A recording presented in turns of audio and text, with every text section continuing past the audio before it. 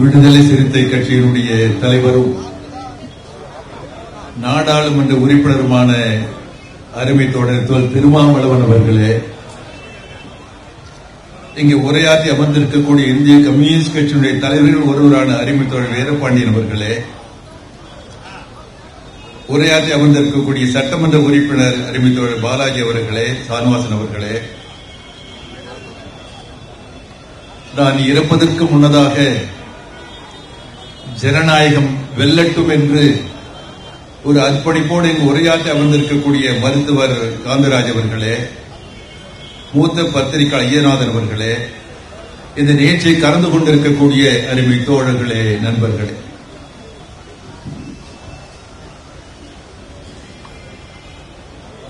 திருச்சியில் நடைபெற்ற விடுதலை சிறுத்தை மாநாட்டில் விசிக தலைவர் தோல் திருமாவளவர்கள் ஆற்றிய உரையை நான் ஆன்லைன் மூலமாக பார்த்தேன், கேட்டேன். அங்கே கார்ட்லெஸ் மைக்கை வைத்துக் கொண்டு உரையாற்றுகிற போது தோழர் திருமாவளவன் அவர்கள்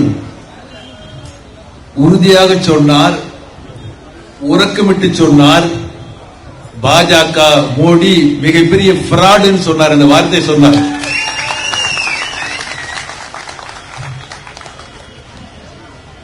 அவருடைய முன்மொழிவை நான் வழிமொழிந்து பாஜக மோடி மிகப்பெரிய ஃப்ராட் என்பதை இந்த கூட்டத்திலே நான் பதிவு செய்ய கடமைப்பட்டிருக்கேன். ஏன் அப்படி சொல்லுகிறேன்? ஹிட்லருடைய வாரிசாக இருக்கக்கூடிய மோடி அவர்கள், அவரோடு இணைந்து செயல்படக்கூடிய உள்துறை அமைச்சர் அமித்ஷா அவர்கள் எதையும் செய்ய துணிவார்கள். ஈவிற்கு மற்றவர்கள், ஜனநாயகத்தில் நம்பிக்கை இல்லாதவர்கள், மோசடி செய்து ஆட்சிக்கு வருவது, மோசடி செய்து ஆட்சியை தக்க வைப்பது, மீண்டும் மோசடி செய்து ஆட்சி பிடிக்க வேண்டும் என்று கருதுபவர்கள். நான் ஒரு சில உதாரணங்களை சொல்ல விரும்புகிறேன். இந்த தேசத்தினுடைய உச்ச நீதிமன்றம் தேசத்தினுடைய ஜனநாயகத்தினுடைய காவலராக ஜனநாயகத்தை பாதுகாக்கக்கூடிய தேர்தல் ஆணையத்தை எப்படி நியமனம் செய்வது, தேர்தல் ஆணையத்தை நியமனம் செய்வதற்கு எத்தகைய குழுவை அமைக்க வேண்டும் என்று உச்ச நீதிமன்றம் தீர்ப்பளித்து என்ன சொன்னது? அந்த மூவர் குழுவில் பிரதமர் இருக்க வேண்டும், இரண்டாவதாக எதிர்க்கட்சி தலைவர் இருக்க வேண்டும், மூன்றாவதாக உச்ச நீதிமன்ற தலைமை நீதிபதி இருக்க வேண்டும் என்று தெளிவான தீர்ப்பு அளித்தார்கள். மோடி என்ன செய்தார்? பாஜக அரசாங்கம் என்ன செய்தது? உச்சநீதிமன்ற தீர்ப்பை ஏற்கவில்லையே. அதற்கு மாறாக அந்த மூவரை கொண்ட தேர்தல் ஆணையத்தை நியமனம் செய்கிற போது பிரதமர் ஒருவர், இரண்டாவது எதிர்க்கட்சி தலைவர், மூன்றாவது நபர் பிரதமர் யாரை நியமிக்கிறாரோ அமைச்சர், அந்த அமைச்சர் தான் மூன்றாவது உறுப்பினர். போதுமா? தேர்தல் ஜனநாயக பூர்வமாக நடக்க வேண்டும் என்றால், ஜனநாயகம் பாதுகாக்கப்பட வேண்டும் என்றால், அம்பேத்கர் அவர் சொன்னார்களே, நமக்கு அரசியல் சுதந்திரம் கிடைத்திருக்கிறது, ஒருவருக்கு ஒரு ஓட்டு, ஒரு ஓட்டுக்கு ஒரு மதிப்பு என்பதுதான் அரசியல் ஜனநாயகம். ஒருவருக்கு ஒரு ஓட்டு, ஒரு ஓட்டுக்கு ஒரு மதிப்பு என்பதை பாதுகாக்க வேண்டும் என்றால், நியாயமாக செயல்படக்கூடிய, ஜனநாயக பூர்வமாக செயல்படக்கூடிய, பாரபட்சம் இல்லாமல் செயல்படக்கூடிய தேர்தல் ஆணையம் நியமிக்கப்பட வேண்டும் என்பது ஒரு அடிப்படையான அம்சம். அதை புறந்தள்ளி, அதை ஒதுக்கிவிட்டு தேர்தல் ஆணையம் நியமிக்கின்ற போது எதிர்க்கட்சி தலைவர் பிரதமர் மூன்றாவதாக தான் சொல்லக்கூடிய அமைச்சர் ஒருவரை நியமித்திருக்காரு. அதுவே ஜனநாயகத்துக்கு விரோதமான மிகப்பெரிய மோசடி என்பதை, ஃப்ராட் என்பதை நாங்கள் சுட்டிக்காட்ட கடமைப்பட்டிருக்கிறேன். மோடியும் பாஜக ஃப்ராட் என்பது திருமாவளவன் சொல்வது ஆச்சரியம் அல்ல, ஜி ராமகிருஷ்ணன் சொல்வது ஆச்சரியம் அல்ல. நண்பர்களே, நேற்றைய ஆங்கில நாளேடு, இந்து நாளேட்டுடைய தலையங்கத்தை தயவு செய்து நீங்கள் மறுவாசிக்கு உட்படுத்த வேண்டும் என்று கேட்டுக்கொள்ள கடமைப்பட்டிருக்கிறேன்.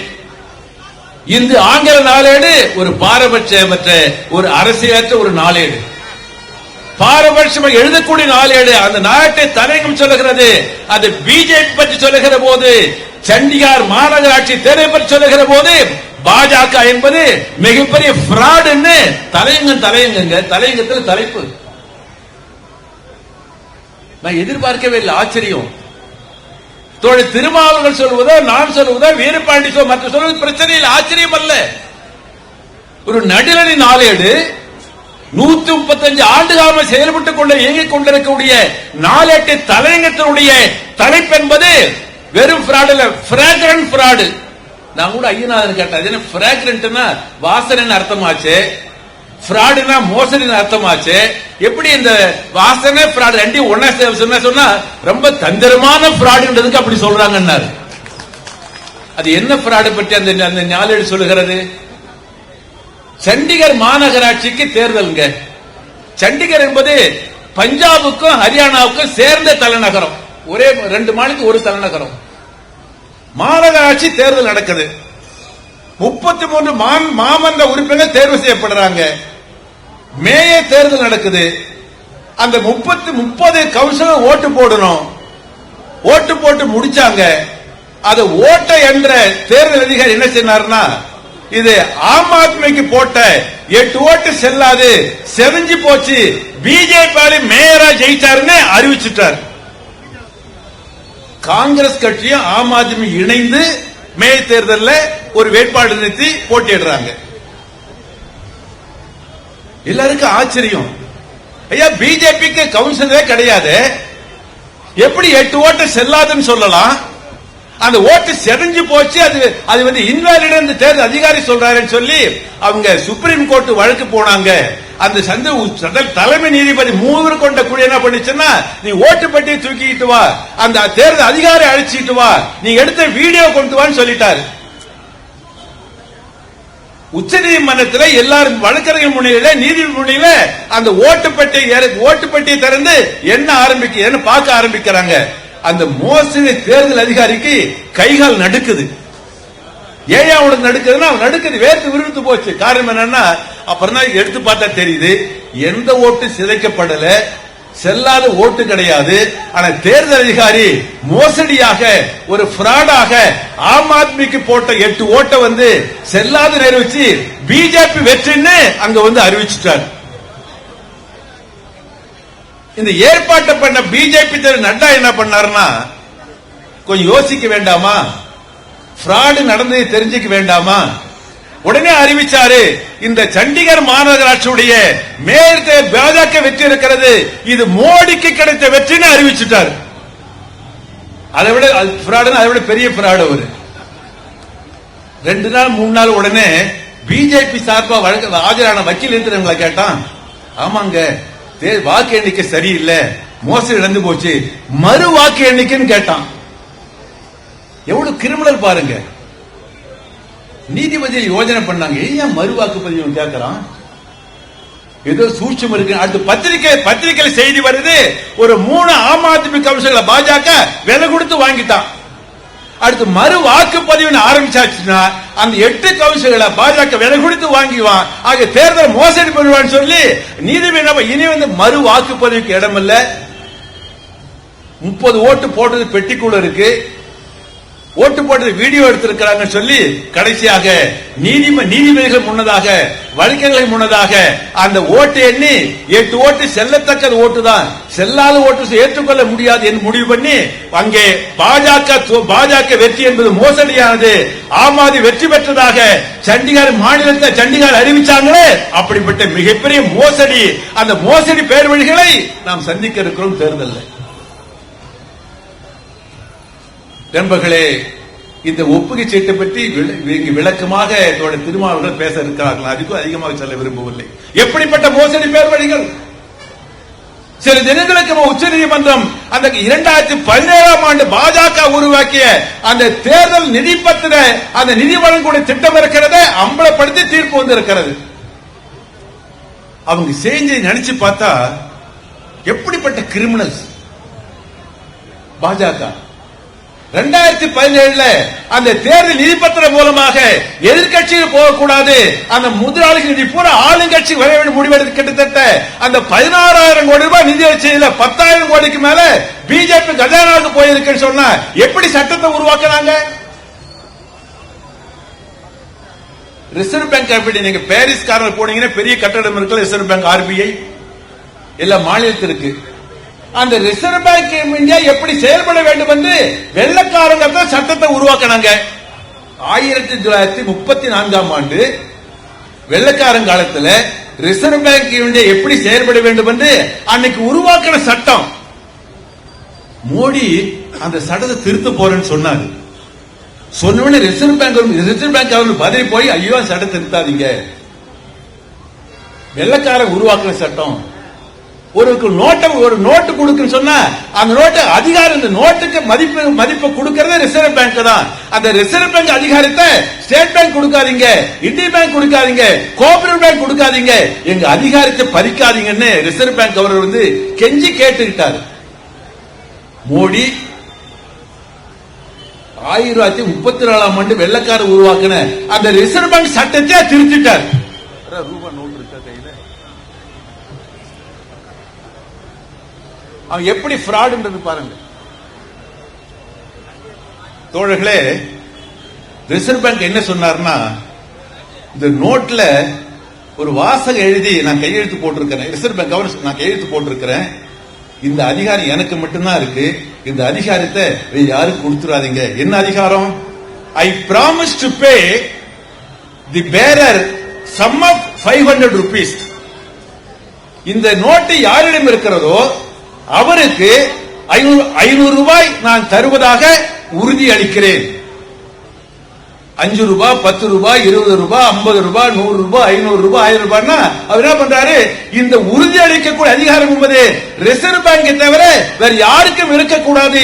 என் அதிகாரத்தை பறிச்சிடாதீங்க, நீங்க போட்ட சட்டம் இல்ல, வெள்ளக்காரங்காலத்தில் போட்ட சட்டம் மாத்தாதீங்கன்னு கெஞ்சி கேட்டாரு. ஆனா மோடி என்ன பண்ணிட்டாருன்னு சொன்னா, அந்த 1934 உருவாக்கின அந்த ரிசர்வ் பேங்க் சட்டம், அந்த சட்டத்தை திருத்தி உனக்கல்ல அதிகாரத்தை மாத்திட்டோம்னாரு.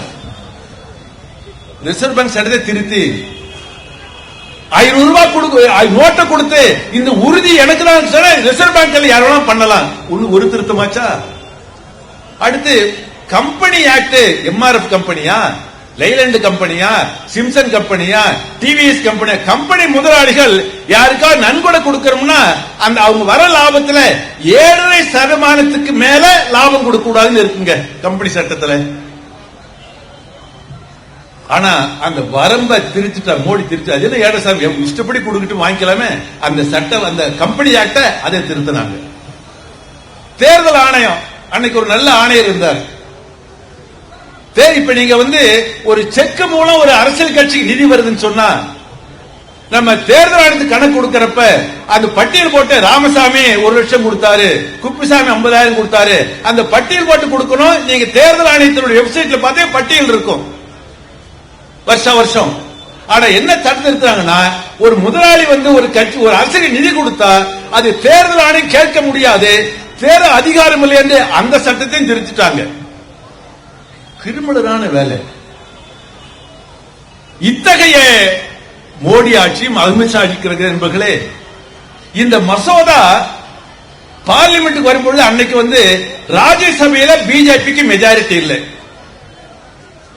லோக்சபா மெஜாரிட்டி சட்டம் நிறைவேறிடும், ராஜ்யசபா நிறைவேறாது. அப்ப ராஜ்யசபா மெஜாரிட்டி இல்லாத காரணத்தால மோடி என்ன பண்ணா, இது பணம் சம்பந்தப்பட்ட மசோதான்னு சொல்லி ராஜ்யசபைக்கு போகாமலேயே லோக்சபாவில் நிறைவேற்றிட்டாங்க. நண்பர்களே, அவ்வளவும் அம்பலப்பட்டு உச்சநீதிமன்ற அளித்த தீர்ப்புல அம்பேத்கரை மேற்கோள் காட்டுகிறார்கள். உச்சநீதிமன்ற தீர்ப்பை மேற்கோள் காட்டுகிற போது அம்பேத்கர் அவர்கள் ஒருவருக்கு ஒரு ஓட்டு, ஒரு ஓட்டுக்கு ஒரு மதிப்புன்னு சொல்லக்கூடிய அதை சிதைக்கக்கூடிய மோசடியான வேளையில் இந்த நிதி பத்திர இந்த சட்டம் வந்திருக்கிறது. ஆகவே இது ரத்து செய்யப்படுகிறது. ரத்து செய்யறது மட்டுமல்ல, என்ன உச்சநீதிமன்றம் சொல்லிட்டாங்கன்னா, ஸ்டேட் பேங்க் சொல்லிட்டாங்க, மரியாதையா தீர்ப்பளிச்ச 3 வாரத்துக்குள்ள 15 நாளைக்குள்ள இந்த பட்டியல் போற எலெக்ஷன் கமிஷன் கொடுத்துரு. இன்னைக்கு வந்திருக்காருல்ல சென்னைக்கு, அவருக்கு என்ன சொல்லிருக்காங்கன்னா, உன்கிட்ட பட்டியல் வந்த உடனே அடுத்து ஒரு வாரத்துக்குள்ள பட்டியலை வெளியிடு, நீ வெப்சைட்ல போடுன்னு சொல்லிட்டாங்க. என்ன மோசடி பண்ண போறான்னு தெரியல. நான் உங்களை கேட்டுக்கொள்ள விரும்புவதெல்லாம், ஒரு பாஜக தலைவர், ஒரு அரசியல் கட்சி தலைவராக இருந்தால் கூட அவர்கள் சாதாரண தலைவர்கள் அல்ல, மோசடி பேர்வழிகள். சொல்லப்பட இன்னைக்கு செய்தி வந்திருக்கு, சத்யபால் மாலிக்னு ஜம்மு காஷ்மீருடைய கவர்னராக இருந்தவருங்க.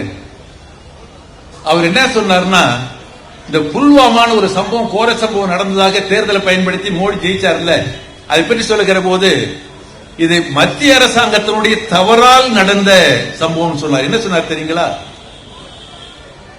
ராணுவ வீரர்கள் ஜம்மு காஷ்மீர் மாநிலத்திலிருந்து தலைநகரம் ஸ்ரீநகருக்கு வரணும்னு கேட்கிறாங்க. பாதியில் தீவிரவாதிகள் இருக்கிறாங்க. ஆகவே அந்த ராணுவர்களுக்கு தேவையான விமானங்களை மத்திய அரசாங்கம் அனுப்ப வேணும்னு கவர்னர் கேட்கிறார். அப்ப கவர்னருக்கு தகவல் தானே கேட்கிறாரு. ஒரு 150 கிலோமீட்டர் ராணுவர்கள் நீங்க லாரியில வந்தாங்க சொன்னா தீவிரவாதி குண்டு வச்சிருவான், செத்துருவாங்க, பாதிப்பு ஏற்படும். ஆகவே லாரியில வர வேண்டாம், வாகனத்தில் வேண்டாம், விமானம் தடுப்புங்க, விமானம் தடுப்பு கவர்னர் சொல்றாருங்க. ஆனா மோடி அரசாங்கம் விமானம் அனுப்பல, அவங்க லாரியில வந்தாங்க. புல்வாமா விபத்தாச்சு. அப்பதான் சொல்றாரு, இந்த ராணுவர்கள் இறந்ததற்கு பொறுப்பேற்க வேண்டியது மத்திய அரசாங்கம் மோடி என்று அந்த சத்யபால் மாலிக் ஒரு பத்திரிகை கொடுத்து சொல்லிட்டார். நேற்று போல ஒரு வீட்டுல ரெய்டு சிபிஐ நடந்துகிட்டு இருக்கு. தோழர்களை சொல்லிக்கொள்ள விரும்புகிறேன், பாஜக உண்மையான கூட்டணி கட்சிகள் அமலாக்கத்துறை சிபிஐ தான், மற்ற அரசியல் கட்சிகள் இல்ல. ஒரு ஆள் இதுல மீம்ஸ் போட்டான், நீங்க எல்லாருக்கும் பாரத ரத்னா கொடுக்கறீங்க, இந்த அமலாக்கத்துறைக்கு என்னைக்குதான் பாரத ரத்னா கொடுக்க போறீங்க, அவங்க உதவி செய்யறாங்க. இப்படிப்பட்ட ஒரு பாச தன்மை கொண்ட மோசடிக்காரர்கள் தலைமை தாங்கக்கூடிய அந்த பாஜக எதையும் செய்வார்கள். அப்படி எதையும் செய்வார்கள் வருகிற போது நாம் மக்களை திரட்டி மக்கள் ஆதரவோடு பாஜக தோற்கடிக்க வேண்டிய ஒரு வாய்ப்பு உருவாகி வருகிற போது அது இந்த மின்னணு வாக்கு இயந்திரத்தினால் கெட்டுவிடக் கூடாது என்பது காலை செய்தி வந்திருக்கிறது. உத்தரப்பிரதேசத்தில் காங்கிரசுக்கும் அது மிகப்பெரிய கட்சியாக இருக்கக்கூடிய அகிலேஷ் யாதவுக்கு ஒப்பந்தம் ஏற்பட்டிருக்கிறது. அங்கே காங்கிரஸ் 17 தொகுதிகளில் அந்த அகிலேஷ் சமாஜ்வாதி கட்சி 63 போட்டியிடுறாங்க. மத்திய பிரதேசத்தில் அந்த சமாஜ்வாதி கட்சி ஒரு சீட்டு கொடுத்திருக்கிறாங்க. இன்னைக்கு செய்தி வந்திருக்கிறது, குஜராத் மாநிலத்தில், ஹரியானாவில், கோவாவில், அந்த பஞ்சாப் எல்லா இடங்களிலும் காங்கிரசுக்கு ஆம் ஆத்மி உடன்பாடு ஏற்பட வாய்ப்பு இருக்கிறது. ஒட்டுமொத்தமாக தென் மாநிலங்களில் பாஜக ஜெயிக்க முடியாது. உத்தரப்பிரதேச ஒன்றுபட்டு இருக்கிறாங்க, மத்திய பிரதேச ஒன்றுபட்டு இருக்கிறாங்க, குஜராத்ல, டெல்லியில, ஹரியானா ஒன்றுபட்டு இருக்கிறாங்க. சொன்னா பாஜக வீழ்த்த முடியும் என்ற அந்த நம்பிக்கை உருவாகி வருகிற போது ஒரு மோசடி மூலமாக இந்த மின்னணு இயந்திரத்தை வைத்து அவர் வெற்றி பெற்றுவிடக் கூடாது என்ற காரணத்திற்காக மின்னணு இயந்திரத்தை முற்றாக நாம் மாற்ற முடியாது சொன்னால் கூட இங்கே பெரியவர்கள் சொன்னது போல அதை உத்தரவாதப்படுத்தக்கூடிய அடிப்படையில் ஒப்புகை சீட்டு இருக்கிறது.